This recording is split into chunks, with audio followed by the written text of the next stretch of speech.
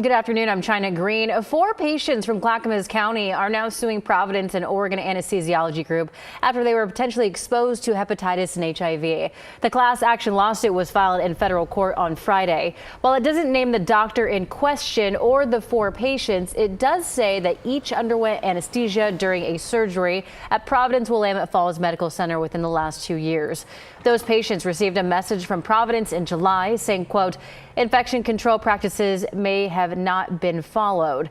The anesthesiologist that violated those practices was employed by Oregon Anesthesiology Group and has since been fired. Earlier this month, Providence says that over 2,000 patients were potentially exposed and is urging anyone who is notified of the potential exposure to get a blood test. Portland police are investigating a deadly shooting that happened yesterday morning in the Lloyd District neighborhood. It happened around 6 near Northeast 6th Avenue and Holiday Street. People living nearby say that they heard at least 7 shots fired. Portland police say the suspect or suspects left the scene before officers even arrived and that no arrests have been made at this time. But anyone with information is asked to contact police. A man is dead after drowning in the Columbia River. This happened Saturday just before 2 in the afternoon near Government Island. The Multnomah County Sheriff's Office says they got a 911 call of a man who fell out of a boat and never resurfaced. The county's dive team was unable to recover the man's body because the current was too strong. Interviews told first responders that the man who drowned was intoxicated and not wearing a life jacket. A church in Portland's St. John's neighborhood is facing a massive cleanup after vandals broke in and sprayed fire extinguishers all over the place. The team at Bethel Baptist Church on North Fessenden say that the deacons discovered the damage Sunday morning. Every room, including the sanctuary, was covered with chemical powder. The church says it will have to hire a special company to clean up the mess. No word on any arrests. All right, let's take a check at weather. And we have some rain. Yeah, it's an easy headline. The wettest day of July so far and the coolest day of July so far, both by a long shot, really. Here's the radar behind me. We're looping this the last 3 hours. I'll look at total rain amounts across our region coming up in a few minutes later in the show. But for right now, over ½ an inch of rain has fallen in Astoria. And we have had manageable rainfall in Portland. And the system, while not strong, is strong enough that it's throwing rain over into central Oregon. And there is the chance of some showers later today, making it all the way out over the Blue Mountains. No thunderstorm threat, no storm threat with this. It's just rain that, quite frankly, it'd be great to have it a little heavier than it is for most of us. Raindrops in the past hour continuing over downtown Portland. We're only at 64. I mean, at most, we're going to be up to around 70, and we will need some dry time this afternoon just to accomplish that. And the rain chance continues for your evening plans. I don't really stop the rain chance until we get into tomorrow morning. Again, rain totals coming up, and also, have you heard? It's going to be getting hot again. That's up in my complete forecast. All right, Rod, thank you.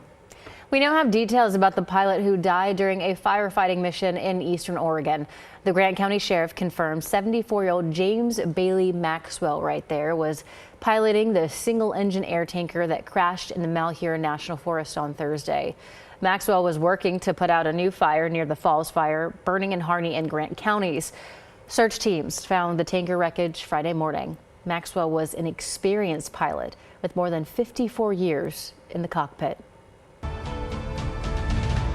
More than 1 million acres of land has burned in Oregon this wildfire season, so let's take a look at some of the major fires here. The Durkee fire in eastern Oregon is about 50% contained this afternoon after burning more than 288,000 acres. It's burning near Durkee, Oregon, along I-84 between Baker City and Ontario. Evacuation orders are in place for multiple areas here. Check the Baker County Sheriff's Office and Malheur County Sheriff's Office Facebook pages for the latest evacuation details there. The Diamond Complex is a group of 27 fires burning right now in the Umpqua National Forest. They've burned more than 5,000 acres altogether, and they're about 7% contained. One of the fires burning in Crater Lake National Park. Several trails in the park, including parts of the Pacific Crest Trail, are closed right now because of the fire. And another part of PCT is closed near Cascade Locks because of the Whiskey Creek fire. It's reached nearly 900 acres with no containment, burning in the Hatfield Wilderness. The Pacific Crest Trail is closed from Indian Springs Trail to the Bridge of the Gods in Cascade Locks, so hikers will need to detour along the Eagle Creek Trail. Meanwhile, in California, thousands of firefighters are facing another tough day battling the massive park fire in the mountains of Northern California. The fire exploded in size over the weekend, forcing the closure of a national park. Steve Patterson is in Chico, California with more. Crews scrambling to gain the upper hand on a rapidly expanding firefight. The park fire has already blackened over 360,000 acres, quickly becoming one of the largest in California's history. The size and intensity of the flames generating so-called fire tornadoes, destroying dozens of homes in mountain communities of Northern California that are all too familiar with disasters like this. There is so much trauma in our community. It wears on our first responders, firefighters, law enforcement. New satellite images showing how a small fire sparked by a suspected arsonist exploded into a sprawling behemoth, burning through thousands of acres an hour across multiple counties. Firefighters working around the clock. The line, of course, is the highway. They're trying to push the flames back as far as they can away from community centers. It's just one of more than 110 active fires burning across the West. Wildfire smoke seen as far as New England. With other extreme weather in the south, severe flooding in Tennessee even reaching Dollywood, a road outside Dolly Parton's iconic park collapsing, and guests wading through water inside. After a local flash flood warning, drivers now urged to use caution, but authorities say the park will reopen later today.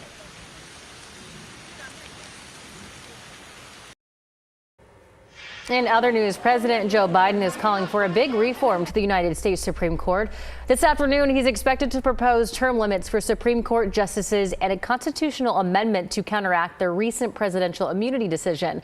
The amendment would partially overturn the landmark decision by making clear former presidents do not get criminal immunity from federal criminal indictments. The president will also voice support for a binding code of conduct for the justices. Today is a deadline for Washington voters to register to vote online or by mail in the August primary. To register online, just grab your driver's license and head to votewa.gov to submit your form. You can also print out a registration form and mail that in. The deadline to register to vote in person is primary election day, August 6th. Key races you'll see on the ballot here include the race for governor, state attorney general, commissioner of public lands, a U.S. Senate seat, and all 10 congressional districts. Again, primary election day is on August 6th. And this weekend, a yearly market returned to Beaverton bigger and better than ever. The Patricia Research Center for the Arts was the site of the legendary Makers Market. Between 150 and 200 vendors made up this weekend-long night market, offering anything from food, artwork, apparel, with a focus on celebrating Asian American culture. It's a really great opportunity for a small business, especially for some of us that are online businesses. We don't have brick and mortars, to be able to meet customers and be like customer facing and interact and then just be in community together. And I think also a really special place to come where all of us feel like we belong. Throughout the weekend, there were also live performances, there were film screenings, and there were also workshops. All right, let's take a look at weather with Rod Hill. Cool day, rainy day. Yeah. There's no storm threats. A couple of you, I've read some comments on social media. Is there a storm threat? No storm threat out east as well, which means this is nothing but good news, right? Right. Here's a look at still some troubling headlines. One of them is the air quality alert that continues over, a good chunk of southern and eastern Oregon, but the westerlies with the wind coming through not much wind, but the westerlies with the rain is what I meant to say, is improving air quality all the way out toward the Blue Mountains today. So that's good news. Doppler radar, once again, showed you this earlier in the show, and realize this is a rain chance that continues all the way through tonight into early tomorrow morning. You see there's still some rain offshore. Now the end of good upper level energy comes through around 4 or 5 this afternoon. So I think anything we get this evening, overnight, early tomorrow morning will in fact be really, really light stuff. But in the meantime, again, we've had rain in central Oregon. Some of you are getting measurable rainfall, and we do think there will be at least some rain make it into the Blue Mountains a little bit later today. The wet zone has been up here north of Portland, Astoria, into Longview, and some of the numbers are pretty good. Let's show you what we have. So in the metro, measurable rainfall, yes. The most we've had this month, yes. A lot of total rain, no. 8 107-inch down in Aurora, 4 107-inch out at PDX. But here comes some decent numbers.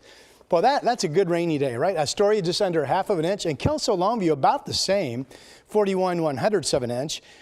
Nothing south of Newport showing up in the gauge. 8 100s in Newport. Lincoln City's had a touch of manageable rainfall, and so far Bend not reporting manageable rainfall, but there have been some other spots north of Bend, up into Jefferson County, where there have been reports of at least some manageable rainfall in the gauge.